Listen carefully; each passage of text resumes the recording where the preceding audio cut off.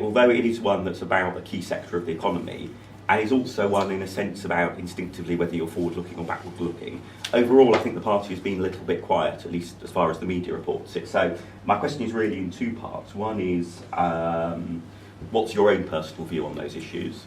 And secondly, how important do you think they are for the party and its message to particularly people who are aged under 30 or 35? I do think it's important because, you know, as you're implying yourself, this is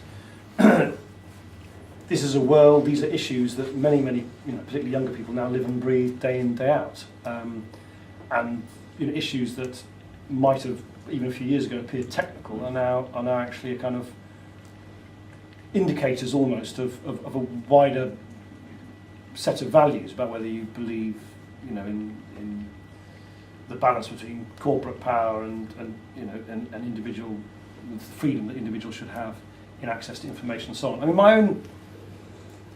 my own instinct is that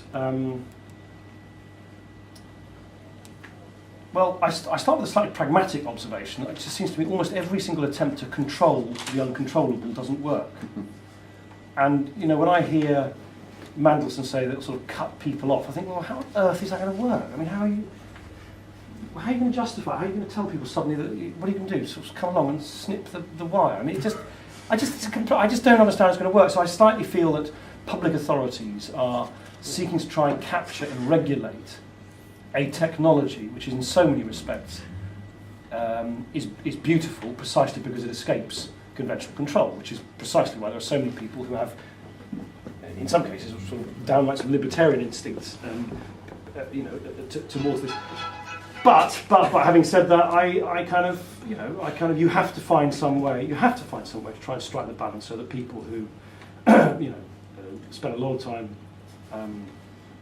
working creatively on things which are their own artistic products and want to sort of, you know, earn a living from it can do so. And I'm not an expert, but I observe that the bands, let's say in the music industry, who have sort of said, right, we're just going to throw the doors open and you can download it and all the rest of it, are all the bands who've made bucket loads of money already.